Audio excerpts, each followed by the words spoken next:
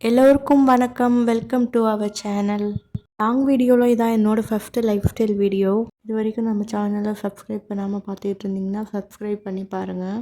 Time பார்த்தீங்கன்னா காலையில் 9:30 ஆயிடுச்சு. ஹஸ்பண்ட் ஆஃபீஸ் கிளம்பி போனதுக்கப்புறமா வீடு க்ளீனிங் பண்ணுற வேலையெல்லாம் ஸ்டார்ட் பண்ணிட்டேன்.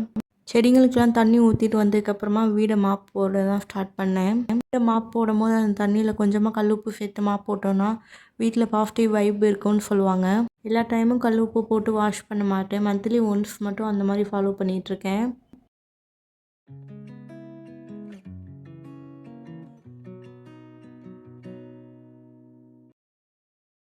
வீடு கூட்டி ரெடியாக இருந்துச்சுன்னா மாப் போடுறது ரொம்ப ஈஸி தான். குட்டீஸ்லாம் பரப்பி போட்டுக்கிட்டே இருப்பாங்க. நான் நைட்டே க்ளீன் பண்ணி வச்சுட்டு போயிட்டேன். அதனால் காலையில் மாப் போடுறது ஈஸியாக இருந்துச்சு. வீடை மட்டும் மாப் போட்டு முடிச்சுட்டு குளிச்சுட்டு வந்து விளக்கலான்னு பார்த்தேன். அதுக்குள்ளேயும் குட்டி பாப்பா எழுந்திரிச்சு வந்துட்டாங்க.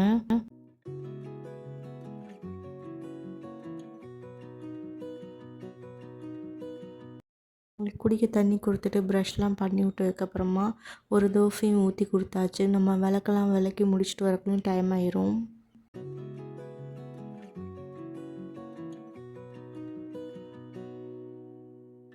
முன்னாடிலாம் எங்கள் அத்தை நிறையா விளக்கு வச்சுருப்பாங்க. 2 குத்து விளக்கும் வச்சுருப்பாங்க. அதெல்லாம் முடிச்சுட்டு வரவே ஒரு 2 ஹவர்ஸ் ஆயிரும். விளக்கெல்லாம் விளக்கிட்டு அதுக்கு பொட்டு வச்சு அதுக்கு அலங்காரம் பண்ணி சாமி கும்பிட்டுட்டு வர்றதுக்கு ஒரு 2 ஹவர்ஸ் ஆயிரும். இப்போல்லாம் எவ்வளோ விளக்குகள்லாம் கம்மி பண்ணியாச்சு.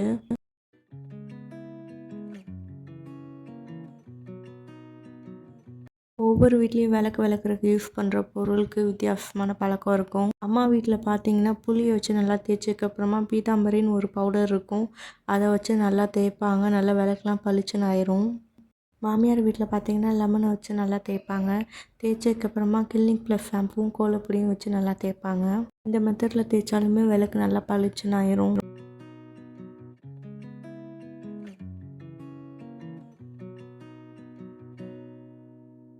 விளக்கெல்லாம் விளக்கிட்டு நல்லா அலங்காரம் பண்ணி சாமியும் கும்பிட்டாச்சு.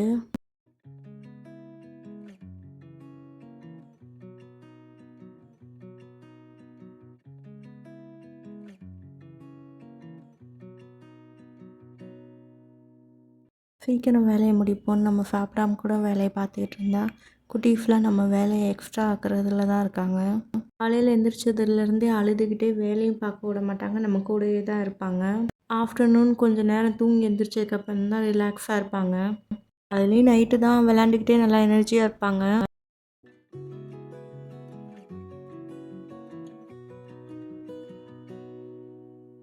என் பக்கத்துலேயே வந்து ஒரு சேரை போட்டு தீப்பெட்டி பாக்ஸ்லாம் எடுத்து தீப்பெட்டிலாம் கொட்டி இந்த மாதிரி பண்ணி வச்சுருக்காங்க. தோசை ஊற்றி கொடுத்துட்டு வந்தேன். அதை சாப்பிடாம வந்து இந்த வேலையை பார்த்து வச்சுருக்காங்க. அவங்களுக்குலாம் பசிக்கவே மாட்டேங்குது. அவங்களுக்கு சாப்பாடு ஊட்டி விட்றதுல தான் ரொம்ப டைம் ஆகுது. அதுலேயும் அவங்க சரியாகவும் சாப்பிட மாட்டேங்கிறாங்க.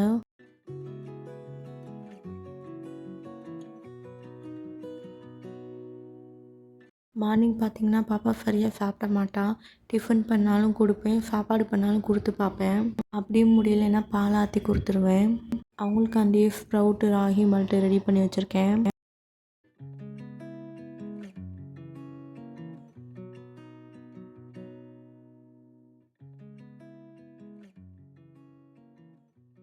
நல்ல பசியாக இருந்தால் பாலை குடிச்சிருவாங்க. இந்த பால் கொடுக்குறதுனால கொஞ்சம் எனக்கு பெட்டராக தெரியுது. ஸ்ப்ரவுட்டு ராகி மால்ட்டு பவுடரும் தீரப்போகுது. தீர்ந்துருச்சுன்னா நான் வந்து மேக்கிங் பண்ணுறப்ப உங்களுக்கு ஷேர் பண்ணுறேன். பாப்பாவுக்கு அப்படியே பாலையும் ஆற்றி கொடுத்துட்டு தோசையும் ஊற்றி நான் சாப்பிட்டேன்.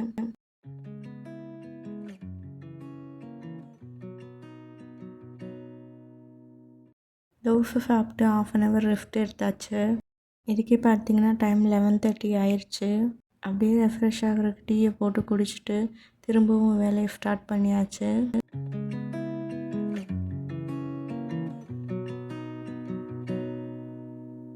எனக்கெலாம் மேரேஜுக்கு முன்னாடி டீ காஃபி குடிக்கிற பழக்கமே கிடையாது. குழந்தைங்களாம் பிறந்ததுக்கப்புறமா அவங்க சரியாக தூங்க மாட்டாங்க. லேட் நைட் ஆயிரும் நம்ம தூங்குறதுக்கே. அதனாலேயே மார்னிங் எந்திரிச்சு சாப்பிட்டதுக்கப்புறமா ஒரு 11 o'clock கொஞ்சமாக டீயை குடித்தா தான் நமக்கு ரெஃப்ரெஷ் ஆகிற மாதிரியே இருக்குது.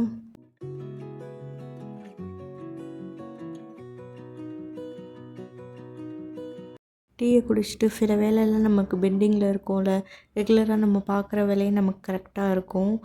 எக்ஸ்ட்ரா நம்ம இது பண்ணுவோம்னு நினச்சிருப்போம். அது பண்ணாமல் பெண்டிங்கில் இருக்கோம்ல, அதை தான் இன்றைக்கி பண்ண போகிறேன். லீவுக்கு அம்மா வீட்டுக்கு போயிட்டு வரும்போது கொஞ்சம் மாம்பழம் கொடுத்து விட்ருந்தாங்க.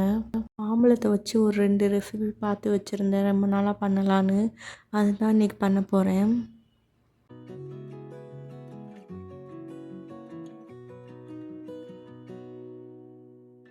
ரெண்டுமே டிஃப்ரெண்ட்டான ரெசிபீஸ் தான். டேஸ்ட்டும் சூப்பராக இருக்கும். ஃபஸ்ட்டு ஒன்று பார்த்திங்கன்னா மேங்கோ புட்டிங் பண்ண போகிறேன். இன்னொன்று பார்த்திங்கன்னா ஐஸ்கிரீம் பண்ண போகிறேன். ஐஸ்கிரீம் ரொம்பவே ஈஸியாக இருக்கும்.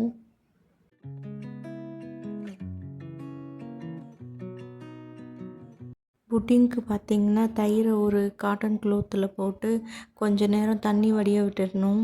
ஐஸ்கிரீமுக்கு ஃப்ரெஷ் க்ரீமை வந்து மிக்சர் ஜாரில் சேர்த்து நல்லா அரைச்சிக்கணும். அதுக்கப்புறமா மாம்பழமும் கண்டென்ஸ் மில்க்கும் சேர்த்து நல்லா பிளெண்ட் பண்ணிக்கணும்.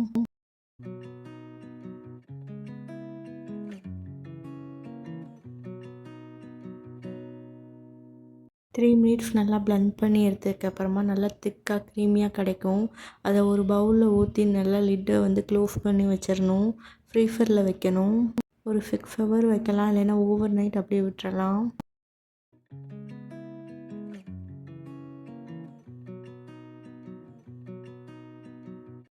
அவ்வளோதான். இதை ஊற்றி ஃப்ரீசரில் வச்சதுக்கப்புறமா பாப்பாவை குளிக்க ஊற்றிட்டு வந்துட்டேன்.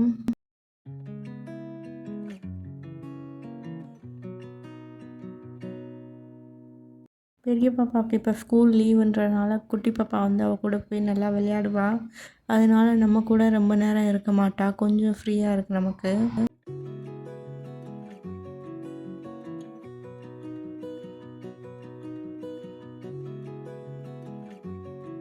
ரொம்ப நாளாக பெண்டிங்கில் இருக்கிற வேலையில் இதுவும் ஒன்று. மணி பிளான்ட்டு நல்லா க்ரோ ஆயிடுச்சு.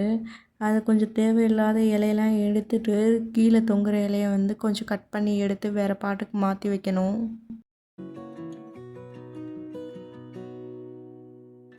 ஃபஸ்ட்டு பார்த்திங்கன்னா செம்பருத்தி பூ தான் நிறையா வச்சுருந்தேன். அது இந்த வெயிலுக்கு தாங்க மாட்டேங்குது. அதுவும் இல்லாமல் வெள்ளை பூச்சியால் அது ரொம்ப டேமேஜ் ஆயிடுச்சு. நிறையா வீடியோஸில் மணி பிளான்ட்டு பார்க்கும்போது ரொம்ப ஆசையாக இருக்கும். அதுவும் இல்லாமல் இது ஈஸியாக கொஞ்சம் மெயின்டைனிங் பண்ணிக்கலாம். வீட்டில் கிச்சன் பக்கம் வைக்கலான்னு தான் வாங்கினேன். ஆனால் கிச்சனில் வைக்கிறத விட வெளியில் வைக்கும்போது தான் அது வந்துட்டு ரொம்பவே நல்லா க்ரோத் ஆகுது. அதுக்கு தேவையான காற்று, சூரிய வெளிச்சம் எல்லாமே நல்லா கிடைக்குது.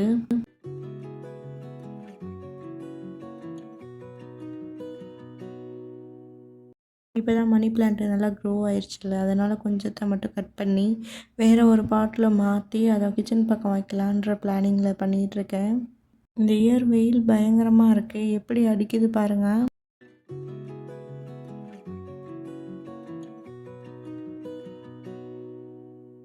மணி பிளான்ட்டில் பார்த்திங்கன்னா தொங்குற இடத்துல முள் மாதிரி சில இடத்துல நீளமாக இருக்கும். அந்த பக்கம் கட் பண்ணி நம்ம தண்ணியிலையோ இல்லை மண்ணிலையோ கூட ஊண்டி வச்சா ஈஸியாக வளர்ந்துடும். அந்த மாதிரி தான் பார்த்து இன்றைக்கி நான் கட் பண்ணிகிட்ருக்கேன்.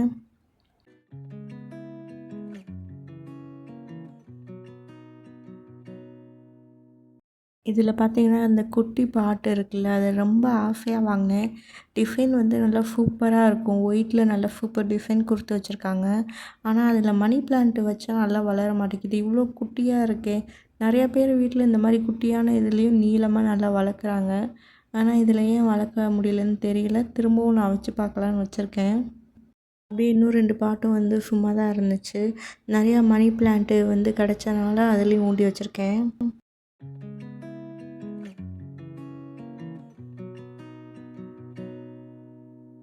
தானே ஊண்டி வச்சுருக்கோம். அதனால் கொஞ்ச நாள் மட்டும் வெளியில் வச்சுட்டு திரும்ப நம்ம வந்து தூக்கி கிச்சன் பக்கம் வச்சுக்கலாம். இது வந்து டிமார்ட்லேருந்து வாங்கிட்டு வந்து ரொம்ப நாள் ஆயிடுச்சு. இது யூஸ் பண்ணவே இல்லை. இப்போ இதில் தண்ணி ஊற்றி வச்சு எக்ஸ்ட்ரா இருக்கிற மணி பிளான்ட்லாம் இதில் போட்டு கிச்சனில் வச்சுருக்கேன். இது வரைக்கும் தண்ணியில் மட்டும் மணி பிளான்ட்டு போட்டு வச்சதில்லை. இதுதான் ஃபஸ்ட் டைம் போட்டு வச்சுருக்கேன். எப்படி வருதுன்னு பார்க்கலாம்.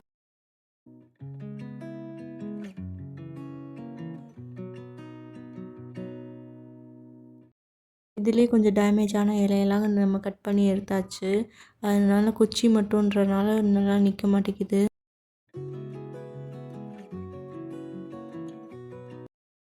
தயிர்லேருந்து தண்ணியை வடிய விட்டுருந்தோம்ல, அந்த தண்ணியெலாம் நல்லா வடிஞ்சிருச்சு. இப்போ அடுத்த மேங்கோ ரெசிப்பியும் நம்ம செஞ்சு வச்சிடலாம்.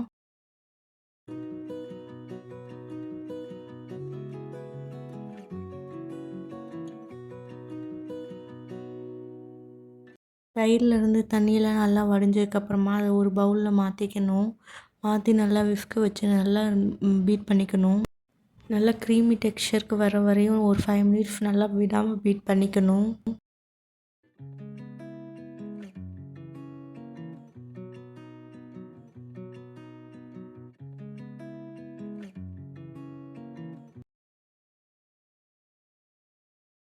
இப்போ பார்த்தீங்கன்னா தெரியும், நல்லா க்ரீமியான டெக்ஸ்சருக்கு வந்துருச்சு.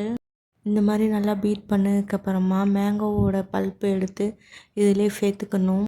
இப்போ இது ரெண்டையும் சேர்த்து நல்லா பீட் பண்ணிக்கலாம்.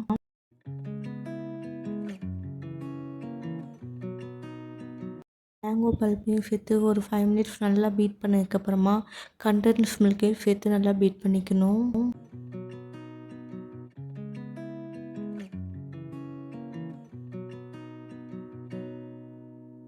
அவ்வளோதான், அந்த 3 இன்க்ரீடியன்ட்ஸ் மட்டும்தான் இதுக்கு தேவைப்படும். இது எல்லாத்தையும் சேர்த்து நல்லா பீட் பண்ணதுக்கப்புறமா நம்ம ஸ்டீம் பண்ணி எடுத்துக்கணும். எல்லாத்தையும் சேர்த்து நல்லா பீட் பண்ணதுக்கப்புறமா காடமம் பவுடர் சேர்த்துக்கலாம். அது ஆப்ஷனல் தான்.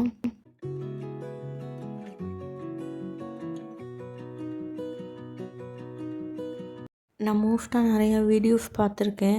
இதில் இந்த 3 இன்க்ரீடியன்ட்ஸ் மட்டும்தான் மெயினாக சேர்ப்பாங்க.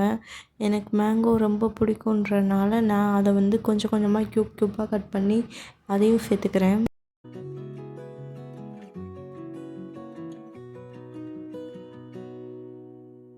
இதில் மெயினான விஷயம் என்னன்னு பார்த்தீங்கன்னா, தயிர் வந்து புளிக்காமல் நல்லா கெட்டியாக இருக்கணும், நல்ல தயிராக இருக்கணும். அதோட கண்டென்ஸ் மில்க், மேங்கோ எதுலேயுமே வந்து வாட்டர் ஆட் பண்ணிடக்கூடாது.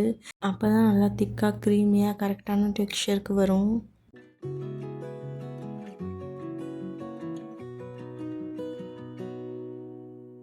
இதை கேக் பாத்திரத்தில் ஊற்றி ஈவன் பண்ணதுக்கப்புறமா இதை மூடி ஸ்டீம் பண்ணணும். ஒரு 20லேருந்து 25 மினிட்ஸ் ஸ்டீம் பண்ணி எடுத்தால் போதும்.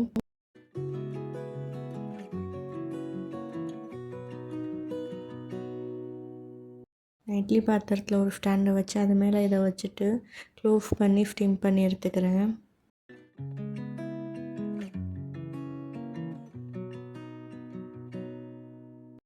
அடுத்ததாக இதுவும் பார்த்திங்கன்னா ரொம்ப நாள் பெண்டிங் வேலை தான். கொத்தமல்லி, புதினா கூட கிடச்சிருச்சு, கருவேப்பிலை கிடைக்கல. என்னோடய வீடியோவில் ஷார்ட் வீடியோவில் பார்த்திங்கன்னா கருவேப்பிலை பொடி போட்டிருப்பேன். கருவேப்பிலை பொடி பண்ணி அதை எப்படி வந்து சாதத்தில் கிளறதுன்னு. அது வந்துட்டு பண்ணி 1 or 2 டேஸ்லேயே காலி ஆயிடுச்சு. அது எல்லாருக்குமே ரொம்ப பிடிச்சிருந்துச்சு. சரி, இது ரொம்ப ஹெல்த்தி தானே, அதனால் திரும்பவும் பண்ணலாம் அப்படின்னு சொல்லிட்டு கருவேப்பிலை கேட்டால் எங்கேயுமே கிடைக்கல. கருவேப்பிலைக்கு டிமாண்ட் ஆயிடுச்சு. இப்போ தான் கருவேப்பிலை நிறையா கிடைக்கிது. புதினா, கொத்தமல்லி கூட கிடைக்க மாட்டேங்குது. கருவேப்பிலை கிடைக்கும் போதே கருவேப்பிலை பொடியை ரெடி பண்ணி வச்சுக்கலான்ட்டு அதுக்காக பார்த்துக்கிட்ருக்கேன்.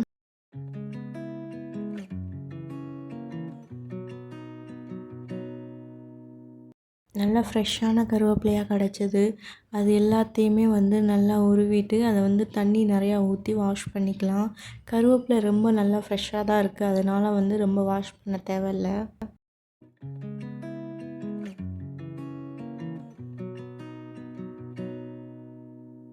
கருவேப்பிலையே பார்த்திங்கன்னா கைக்கு கிடச்சி 1 வீக் ஆயிடுச்சு. அதனால் இப்போ தான் பொடியை ரெடி பண்ண போகிறேன். கருவேப்பிலையை நல்லா கழுவிட்டு இந்த மாதிரி தண்ணி வடிய விட்டுறணும். தண்ணிலாம் நல்லா வடிஞ்சதுக்கப்புறமா ஒரு துணியிலையோ இல்லை இந்த மாதிரி பெரிய தாம்பூலத்துலேயோ விரிச்சு விட்டுறணும். கருவேப்பிலையில் தண்ணி மட்டும் இல்லாமல் நல்லா காஞ்சதுக்கப்புறமா நம்ம கருவேப்பிலை பொடி ரெடி பண்ண ஆரம்பிச்சிடலாம்.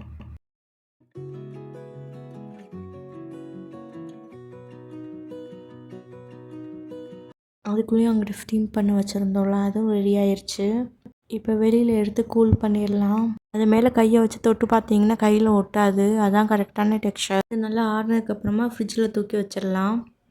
ஃப்ரிட்ஜில் வச்சுட்டு நல்லா ஜில்லுன்னு எடுத்து சாப்பிடும்போது நல்லாயிருக்கும்.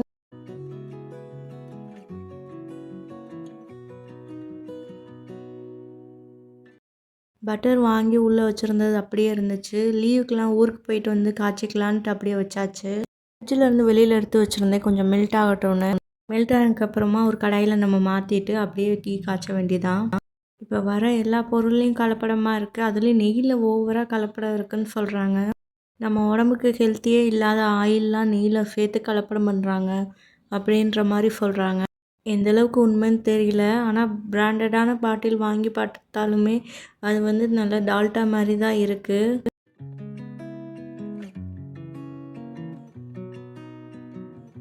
நெய்யோட ஸ்மெல் கொஞ்சமும் இல்லை, நல்லா எல்லோ கலரில் டால்டா மாதிரி இருக்குது. அதனால் நான் மோஸ்ட்டாக வந்துட்டு வீட்டில் பாலாடையை கலெக்ட் பண்ணி அதிலேருந்து நெய் காய்ச்சுவேன்.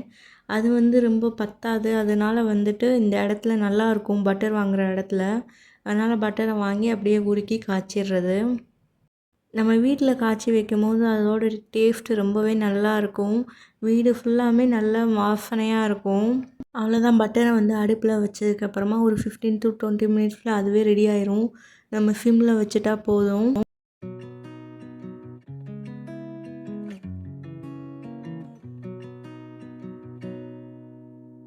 எக்ஸ்ட்ரா 2 ரெசிபி பண்ணால் இந்த மாதிரி பாத்திரங்கள்லாம் கொஞ்சம் நிறையா சேர்ந்து போயிடும். அப்படியே தயிருக்கு ஒரே ஊற்றி வச்சுட்டு பாத்திரம்லாம் வாஷ் பண்ண ஸ்டார்ட் பண்ணிட்டேன். எனக்கு வீட்டில் பாத்திரம் விளக்குற வேலைலாம் பெரிய கஷ்டமாகவே தெரியாது. ஏன்னா நம்ம எப்படியும் அடுப்பில் வந்துட்டு பக்கத்தில் நின்று பார்க்குற மாதிரி சில வேலையெல்லாம் இருக்கும். பாப்பாவுக்கு இப்போ பால் அடுப்பில் வச்சாச்சு, அதோட நெய் காய்ச்சறதுக்கும் அடுப்பில் வச்சாச்சு. இங்கிட்டு வந்துட்டு நம்ம பாத்திரம் தேய்ச்சா கையோட வேலையும் முடிஞ்சிடும். எனக்கு வீட்டில் இருக்கிறதுலேயே பிடிக்காத வேலைன்னா இந்த வீடு கூட்டுறது மட்டும்தான். அது பிள்ளைங்க ரொம்ப பரப்பி போட்டு வச்சுருவாங்க. எத்தனை தடவை நம்ம எடுத்து வச்சாலும் திரும்ப திரும்ப பரப்பி போட்டுருவாங்க. கீழே எல்லா இடத்துலையும் கிடக்கும். அதை எடுத்து வச்சு கூட்டுறதுக்கு முன்னே போதும் போதும்னு இருக்கும். பாத்திரமும் விளக்கி முடிச்சாச்சு. இங்கிட்டு நெய்யும் வந்து ரெடி ஆயிடுச்சு. முருங்கைக்கீரை கொஞ்சம் பறித்து கழுவி வச்சுருந்தேன். அதை வந்துட்டு அதில் சேர்த்துக்கலாம். அடுப்பை ஆஃப் பண்ணிட்டு தான் சேர்க்கணும். அப்போ தான் வந்துட்டு வெளியில் பொங்கி வராது.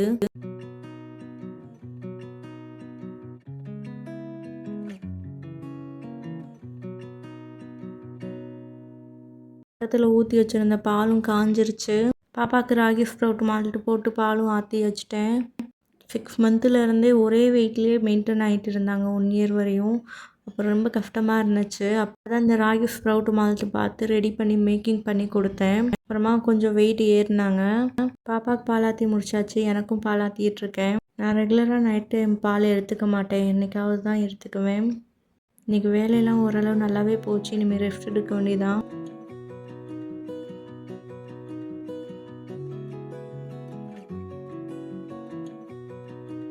இப்போ வீடியோ எண்டுக்கு வந்துட்டோம்.